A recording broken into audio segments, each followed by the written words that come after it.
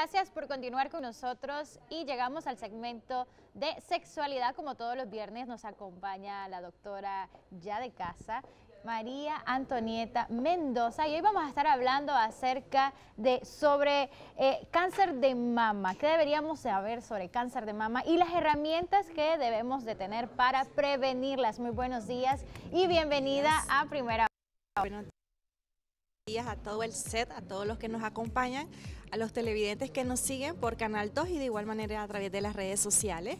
Estamos celebrando esta actividad tan bonita, ¿verdad?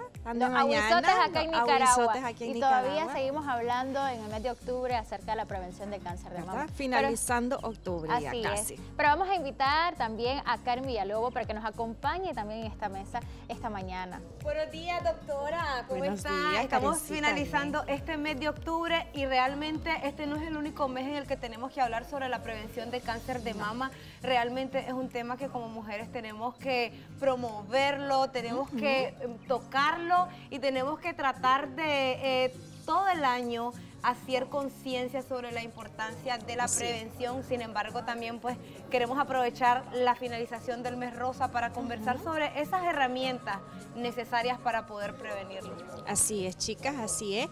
El cáncer de mama lamentablemente ha tenido muchas variaciones con respecto a la edad en la que las mujeres estamos siendo afectadas. Antes se consideraba que era una enfermedad que afectaba a mayores de 40, de 50, 60 años. Actualmente ya la edad de 25 años, como hemos visto en los programas anteriores, las entrevistas que se han realizado, hemos tenido pacientes que fueron diagnosticadas entre los 25, entre los 30 años de edad. Realmente una etapa reproductiva en el cual si hay un núcleo familiar hay una afectación, no solamente a mí como mujer, sino como mamá, sino como esposa, sino como integrante de ese núcleo familiar. Entonces la edad ha sido una variante en los últimos 30 años atrás, ¿verdad? En el que ya nos está afectando a jóvenes. De igual manera, su agresividad, entre más tarde se diagnostique, la sobrevivencia que le vamos a ofrecer a la paciente va a ser menor. Entonces, la detección debe ser lo más temprano y eso lo vamos a llevar a cabo a través de una de las herramientas que tenemos y es fácil, el autoexamen de mama. El autoexamen de mama tiene dos partes, la parte en el cual hacemos inspección visual en el tejido mamario, conocerme a mí misma, no solamente si hay cambios locales en relación a la coloración, en relación a simetría, si hay un bulto a nivel de una mama que no está localizado en el otro, si hay alguna secreción por pezón que anteriormente yo no la tenía, a menos que yo esté en ese momento embarazada, esté dando lactancia o esté tomando algún medicamento que puede tener esa reacción de producir un tipo de secreción a nivel de la mama. De lo contrario, acudir a consulta médica, ¿verdad? El que si yo identifico no solamente cambio de color, secreción, hundimiento a nivel del pezón, mis pezones pueden ser pequeños, planitos, pero no hundirse. Alguna retracción a nivel de la piel es como se va a observar como aquel pliegue un poco recogido a nivel de la piel. Entonces esa es la parte inspección. Viene la parte de la palpación que muchas veces, algunas ocasiones para algunas mujeres es difícil, sobre todo cuando no tenemos ese hábito, esa costumbre, nos tenemos que quitar esta pena, ¿verdad? El vernos a un espejo nosotras mismas, tanto de frente como de forma lateral, y luego con la yemita de los dedos palparnos tanto de forma vertical como de forma circular. Algo que yo detecte, por muy mínimo que sea, y aunque yo no lo palpe, yo debo de igual manera acudir a mi consulta médica para que por lo menos se haga una revisión. Una revisión de igual manera no solamente por mí en casa, sino por el médico, sea varón, sea mujer. Recordemos que es un personal médico en el que va a tener la capacidad, no solamente científica, los estudios, sino también aquella experiencia de detectar alguna lesión por muy mínima que sea. De no detectar, pero yo tener los riesgos, que esos son los factores de riesgo, ya sea familiar, ya sea el riesgo genético o ya sea esporádico porque hay sobrepeso, hay obesidad, tengo algunos hábitos como fumado, cigarrillo, Entonces, él va a orientar, el personal médico va a orientar qué estudios yo debo de realizarme, sea ultrasonido, sea mamografía, sea una biopsia para asegurarme en el que el contenido de esta lesión, por muy pequeña, por muy mediana o por muy grande, su componente sea un componente benigno. Doctora, bueno, yo tuve la oportunidad de realizarme, como le había comentado, mi primer ultrasonido de mama. Sabemos que en este mes muchos lugares se unieron a la campaña también con descuento y con diferentes actividades con el objetivo de la concientización. Estaba platicando con la doctora que me realizó el ultrasonido y entonces me dijo que en este momento, en este mes que ella tenía sus promociones, se acercaron 2 pacientes, de las cuales lamentablemente salieron diagnosticadas positivos con cáncer de mama.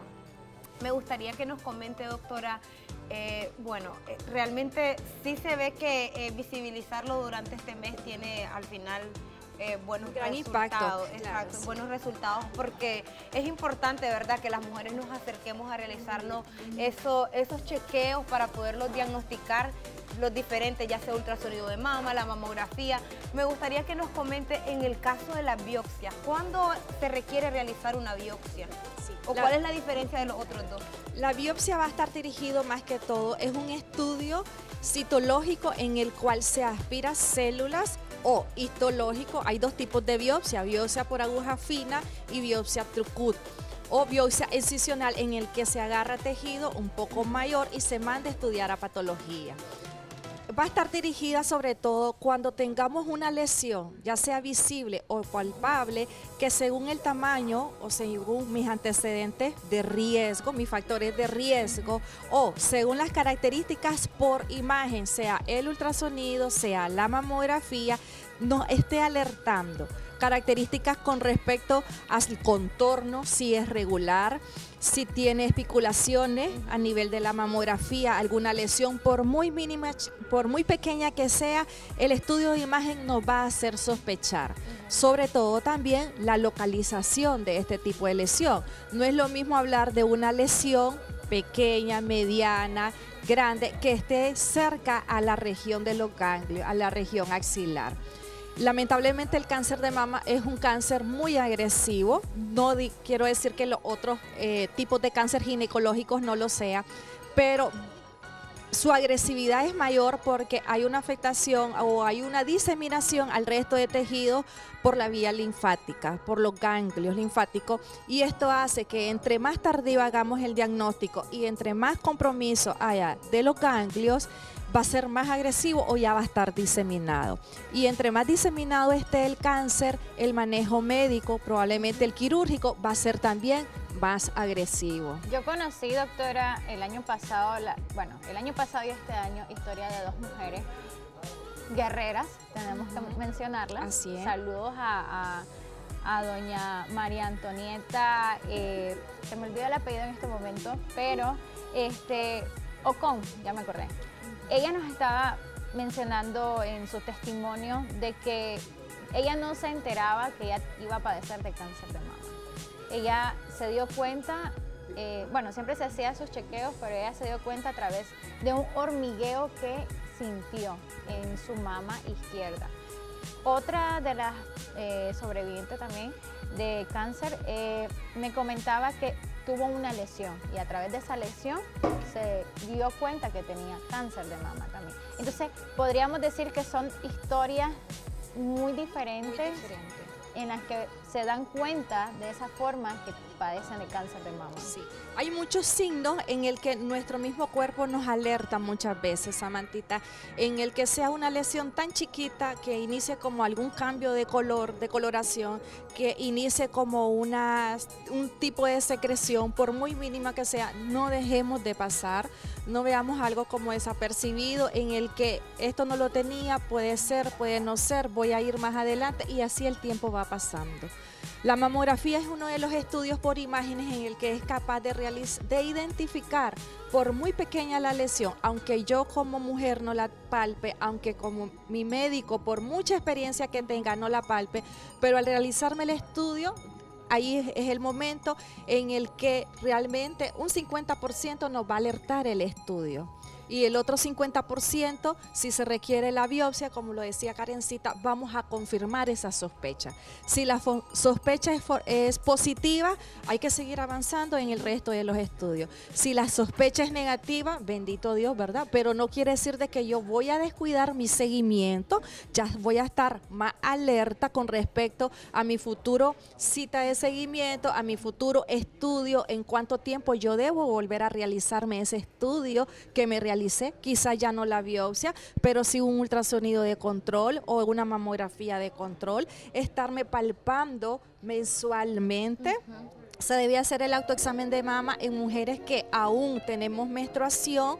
Una vez al mes baja la menstruación al 10º día, porque previo y durante la menstruación hay muchos cambios locales en el que hay más sensibilidad de la mama y por ende hay más dolor. Y para aquellas mujeres que no reglan. Y para aquellas mujeres que ya la menstruación se nos fue, entonces suficiente cualquier fecha del mes. Cualquier fecha, no hay que estar esperando menstruación que está por bajar, que todavía ando con la menstruación, que ya se me quitó, ya corresponde al día 10º. No, pero aquellas mujeres que no es que se le haya quitado porque ya llegó su edad, de su etapa, de que no, si no me refiero a aquellas mujeres que están utilizando el método conceptivo de introducirse el implante y que no les baja la regla. Entonces hay un bloqueo, realmente ahí se manifiesta por anovulación y de igual manera la menstruación se retira, ¿verdad? Según los diferentes métodos que existen. Entonces igual, como yo no sé en qué momento estoy ovulando, no estoy ovulando, una vez al mes, pero no dejarlo de hacer, no dejarme de estar inspeccionándome. Este lunar lo tenía, no lo tenía, nací con él porque apareció, ha crecido, entonces inmediatamente acudir. Entonces hay muchas herramientas en el que yo como mujer debo de quitar ese factor sociocultural en el que a mí me da pena verme, a mí me da pena tocarme, no me enseñaron, no me criaron así en casa. ¿Por qué yo debo de ir a mostrarme afuera de mi casa que alguien me toque, que alguien me pague? ¿Qué probabilidades hay, doctora, de que, por ejemplo, la mamá padeció de cáncer de mama, los hijos también, o la descendencia también? Sí, ese es el factor genético o el factor heredofamiliar. Realmente el porcentaje es mínimo con respecto a cuando hay mutación genética, oscila entre un 5 a un 10%. El patrón heredofamiliar incrementa un poco a un 15%, pero vemos que no son los que están en primer lugar, sino que es aquel factor esporádico, que por el factor de riesgo, el sobrepeso, la obesidad, el fumado, el alcohol, la falta de inspección, la falta de mi seguimiento, de mis estudios, mi chequeo anual, eso hace pasar los años y el no identificar una lesión de forma temprana, la lesión lamentablemente de benigna nos puede pasar a maligno. Doctora, ya para finalizar me gustaría que le envíe un mensaje a todas las televidentes que nos están viendo de todas las edades, desde las más jóvenes, porque sabemos que lamentablemente el cáncer de mama tampoco discrimina edad. Hay casos de mujeres en los 20 años que pareciera increíble. Entonces me gustaría que le envíe un mensaje a las televidentes de la importancia de autoexplorarnos y de tocarnos para que no nos toque. Sí, la importancia del autoexamen de mama, en un 50% tú lo puedes detectar, desde una lesión pequeña, mediana, grande y hacer prevención, tanto de una lesión benigna para evitar llegar a una lesión maligna. Si tienes algún temor, tienes los factores de riesgo que acabamos de mencionar, pues acudir a tu seguimiento médico y que sea el médico quien oriente qué estudios, según tu edad, según ese factor de riesgo o según lo que estamos encontrando en ese momento, dirija los estudios requeridos, necesarios, y de igual manera, posterior a los resultados, evaluar tu seguimiento cada cuánto, con qué rutina tú debes de continuar esa visita médica. Muchas gracias, doctora. Me gustaría que nos comparta sus números de contacto, dónde la podemos encontrar, cómo aparecen las redes sociales para todas nuestras televidentes que quieren mayor información. Sí, al celular 8818-3357 y en las redes sociales, en Instagram y en Facebook como doctora María Antonia Mendoza o Consultorio Médico Guadalupe, ubicado en Loma Linda. Muchísimas gracias, doctora, por acompañarnos como siempre todos los viernes acá en el segmento de sexualidad. Llegó el momento de trasladarnos hacia la cocina. El chef Silvio Arévalo Telebroso nos tiene más información.